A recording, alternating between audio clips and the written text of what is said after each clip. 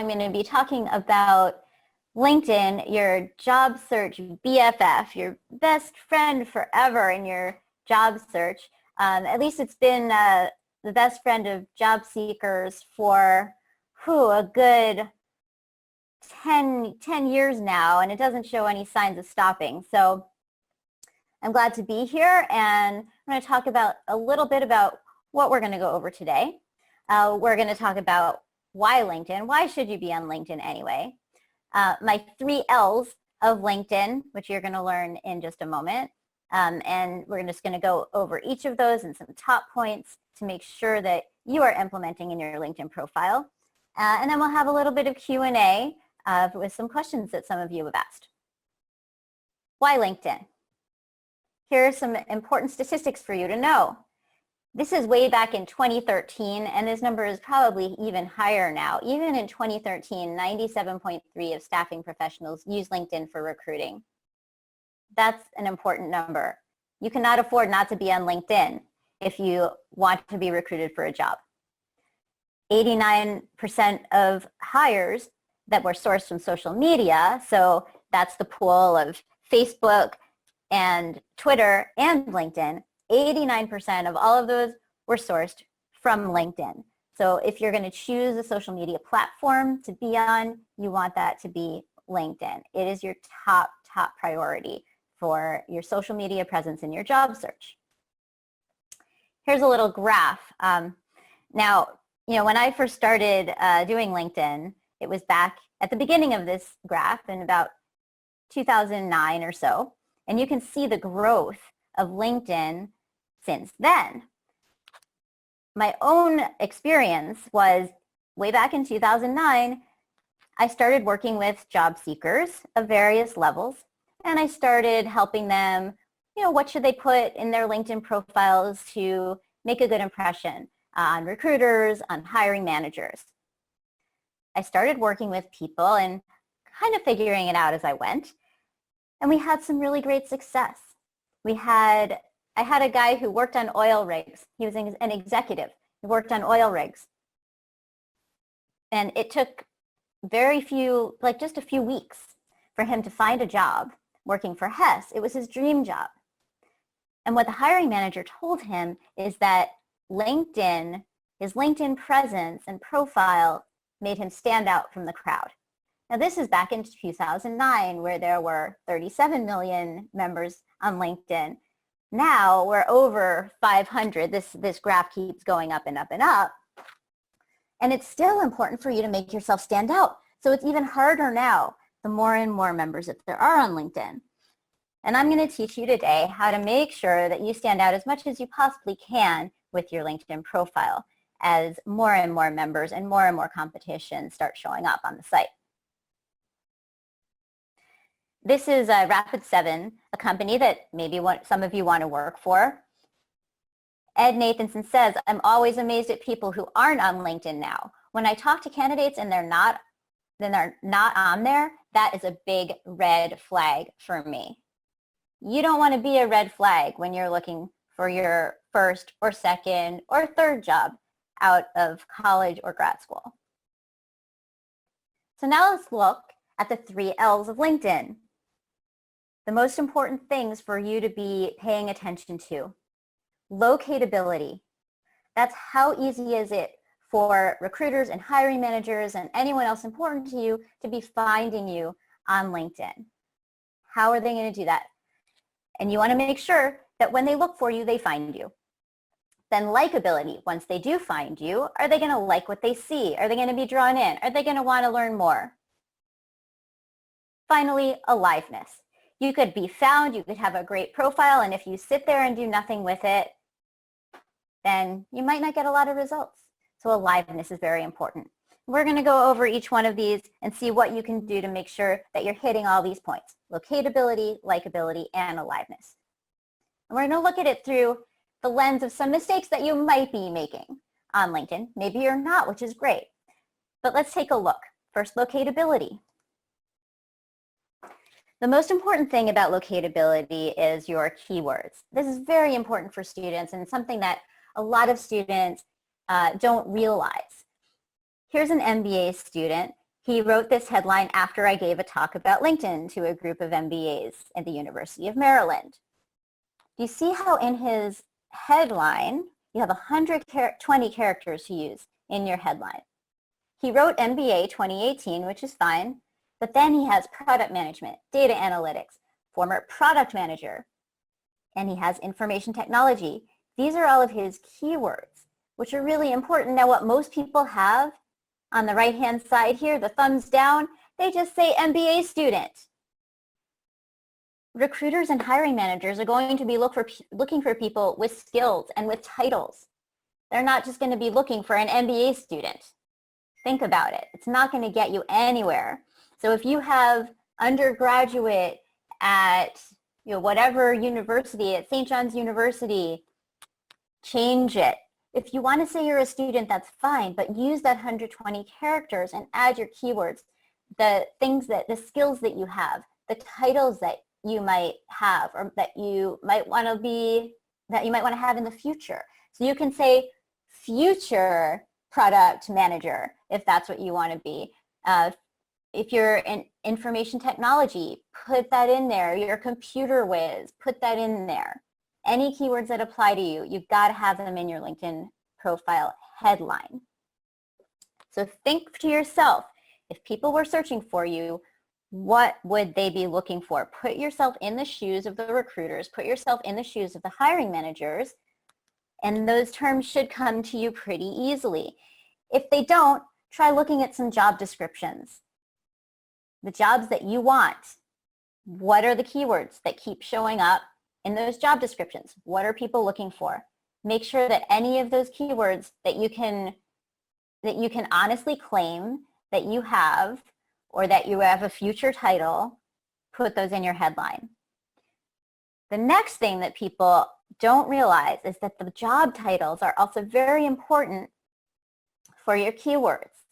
So if you had a job that relates to the field that you want to be in, you also want to put lots of keywords in it. So again, we have a thumbs up and a thumbs down here. On the left, we have quality assurance analyst, and then he adds product development, client communication, automation engineer.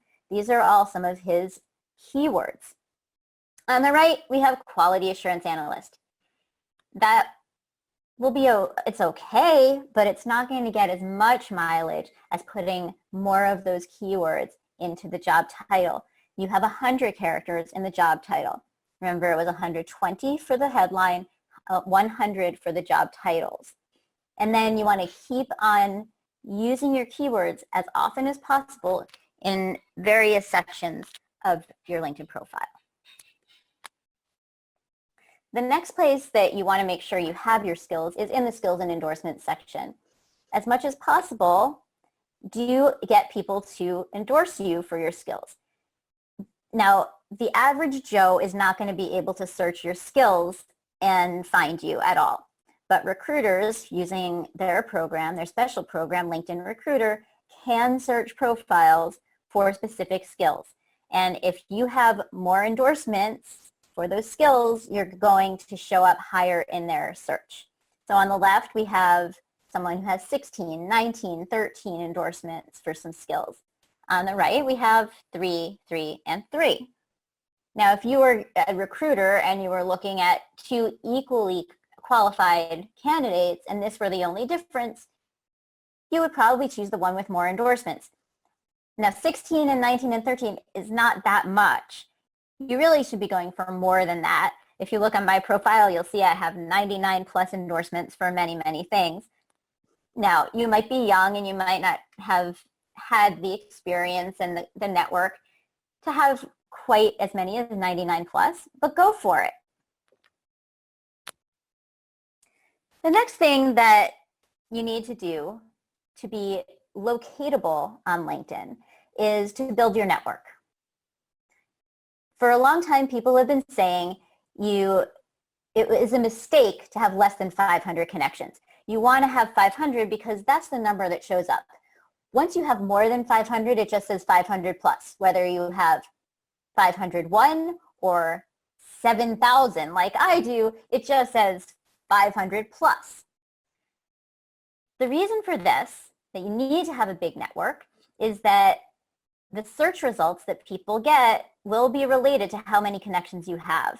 If you're not connected by first degree, second degree, at least third degree, but that's stretching it a little bit, you might not show up on people's searches at all. The more you're connected, the more you're going to show up high on searches. Very, very important.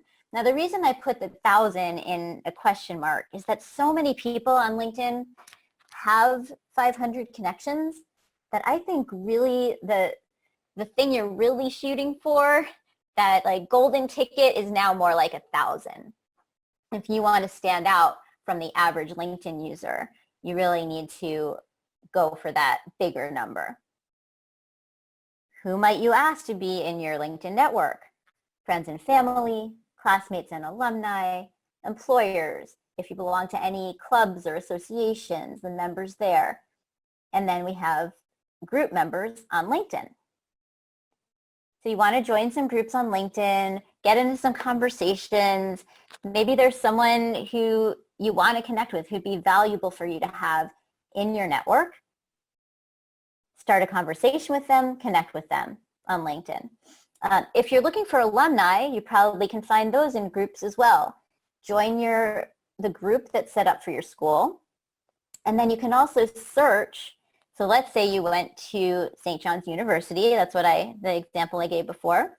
You can put St. John's University in the search bar, and then you can search for people who went to St. John's University.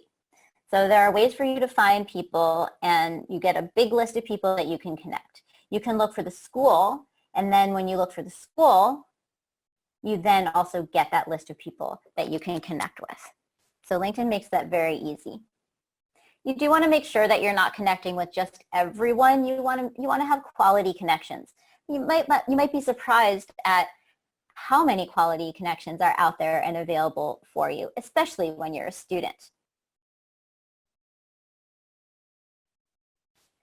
So now I want to move on to likability. Let's say you do all the right things, you put your keywords in all the right places, and you build your network, and then people land on your profile. Well, are they going to like you? The first thing is, how do you even ask them to connect in the first place? Are they going to like you then? And it's very easy to, by accident, send a generic request that says something like, Joe Smith, I'd like you to join my LinkedIn network. And people get requests like this all the time. They're not very exciting. They don't make them feel like you care or know anything about them or have any real interest in them. On the desktop version, it's pretty easy to, when you connect with someone, it asks you if you want to send a note. You say, yes, send the note. When you're doing it on your phone, it's trickier, and so that's what I have this image of now. When you look at someone on LinkedIn on your phone, there's a big blue connect button, and it's really hard. I have to say, it is hard not to push that button when you want to connect with someone, but I'm going to tell you now, do not push that connect button. Instead, click on those three dots that you see circled up at the top right. And when you click on those three dots, then you have an opportunity to personalize an invite from your phone. Very important. The more that you're personal and you connect with people and let them know that you're speaking to them and not just some generic person to build your LinkedIn network, the more likely you're going to get valuable connections and your network is going to grow. Next piece of likability, your summary section. So your summary, some people make this mistake. They take their resume summary, which says something like results-oriented or detail-oriented, blah, blah, blah, with a track record of blah, blah, blah, and they copy and paste that right into their LinkedIn profile. That is not the way to write a LinkedIn profile. You have 2,000 characters to use in your LinkedIn summary. So I would like for you to make it a little bit interesting. Talk about your background, tell your story. So here are some things that you might want to consider. Who are you? Make sure that that comes across in that summary. What do you do? Who do you want to meet? Bring forth your personality, be human. And you can use graphic dividers in your profile as well. So you can put little arrows with all cap headings in the middle, or all kinds of things that you can do. Not really advanced yet. We'll see with Microsoft has taken over LinkedIn, and I'm hoping that there might be some more opportunities to make things look a little nicer in your summary. But right now, you basically have some arrows, copy things from Unicode, anything you like, and you can give a little bit of pizzazz to your LinkedIn profile. When you're thinking about what you want to put in your LinkedIn profile, in your summary, here are some questions that might help you to spark some ideas. Think of 3 peak moments. At least 2 of them work related. Find the commonalities when you talk about these amazing experiences in your life. You might want to tell a friend about them and see what your friend kind of thinks about when they're listening and tells you back, oh, you know, these are the things that keep on coming up that really seem to excite you or make you tick. Those are some things that you might want to put in your LinkedIn profile. Describe your ideal day at work. That will help you to also identify what the things are that you really love to do. What is it that you want people to get about you? Make sure that you get that across in the summary. Ask your friends and your colleagues, your bosses, what adjectives best describe you. Get those into your LinkedIn summary. And also do a little research. Find other people's LinkedIn profiles that you like, and you can take some cues from that. I'm not suggesting that you plagiarize them, but you can get a few ideas and run with it on your own, make it your own. And then I think you'll have a profile that you're proud of and that people enjoy reading. Here's an example of one that I really like. She has a very informal photo. Normally I don't recommend this, but she's in marketing and the photo kind of matches up to what she says. So she says, when I was little, I boldly claimed to anyone who'd listen, I wanted to drive a garbage truck when I grew up. Then I moved to Wisconsin and I declared I would be the next Green Packers quarterback once Brett Favre retired. No one ever told me no or that girls don't play in the NFL. But soon after, I found the arts, and so she ended up being a marketing professional, very successful. And this is an example. You wouldn't necessarily think to write this in your LinkedIn profile summary, but notice how engaged you are and how much you want to know her. And people hire you because they want to know you, because you're interesting. You have some spark, some sense of humor, something that sets you apart. Whatever it is, whatever your thing is, do you. You know, if you're not this kind of like energetic sports football garbage truck person, that's not what you're going to write. If you're very serious, maybe that's what comes across. If you're very technical and analytical, maybe that's what comes across. But do you. Now I wanted to move on to aliveness. Few things that you can do, some on your profile and some off of your profile to stay alive on LinkedIn. First of all, you have an opportunity to have multimedia presentations. Some of you do graphic artistry, or you have little PowerPoints that you've put together about some topic. Don't be afraid to put examples of your work or your presentations right up on LinkedIn. Here's an example of a student who has done that. It's very easy to do. You just kind of hit the button to attach a photo or video, and that's it. Then you're done. You can do that in your summary section. You can do that in your experience sections as well. We have a lot of special sections available to you. Some of them are especially relevant to students, like this one in the middle here. You can see courses. So you can list some of the courses that you've taken. Very important for students.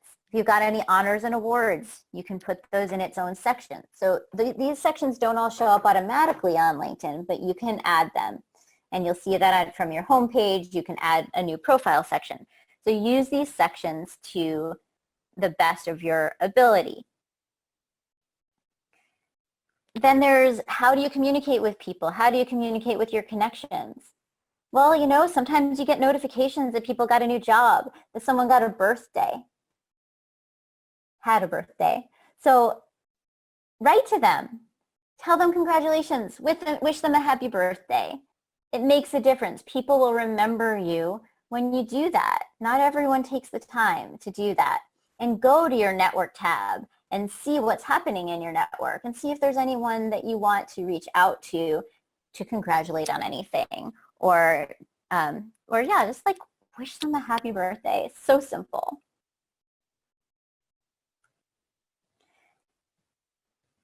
Now you have this great LinkedIn profile. You're sitting there, you think you're like pretty great. You know, you followed all the tips that Brenda gave you in this awesome webinar. You think, yeah, LinkedIn's totally my BFF now. And then you sit around and you hope that something will happen. Well, guess what? LinkedIn's not going to be your BFF if you sit there and just think something's going to happen. You need to take action. If all you get out of LinkedIn is connections on LinkedIn and conversations on LinkedIn, you haven't been using LinkedIn. You need to take it offline. So pick up that phone, arrange for some phone calls with people who you think will be valuable to you in your network. If you travel somewhere and there's someone located there who's in your LinkedIn network, meet them for coffee. Take this offline, have conversations. This has been so important for me so many times that when I've traveled to a new city, I've met someone from my LinkedIn network, and it's led to ongoing business for me, and ongoing value. So I want you to do this too. Now, next steps. I offer something that is a pretty cool deal. So, you know, you could take everything that I told you, you could go and put it on your LinkedIn profile, and just take that and run with it, and you'd get a lot of value and a lot of difference in the response that you're getting on LinkedIn. If you want to do that and then make sure that you've done it well and see if I have any additional feedback for you about your profile, then this is this great thing I offer, a LinkedIn profile review special. It's normally $75, but I've made 7 of these available to you, where you can get $25 off. So it would be only $50, and you can sign up with the information on this slide. LI Review 25 is the code for the $25 off, and here's the link, tinyurl.com/review special. So I encourage you to do that. If you just want a second set of eyes and a little bit of advice, basically I'm going to ask you to fill out a little questionnaire. I'll review your LinkedIn profile, and then we're going to talk personally for 20 minutes, and I'm going to give you my best tips about additional improvements that you can make to your profile and what I see is working and not working. It's a really great value. You can also, and this is kind of an in-between, you can get my ebook, which is just $9.97, or you can sign up and get a free excerpt of the book at tinyurl.com/killer.linkedin. So that's what I'm offering to you all today. I also do offer full service packages, which you can find on my website. Here's more information on my website. So if you're like, oh, I can't deal with writing all this stuff, I need someone to do it for me, you can check out my offerings on my site to help you do that for you. It's a great gift too. If your parents want to give you a graduation gift, that's a really good one to help you with your career.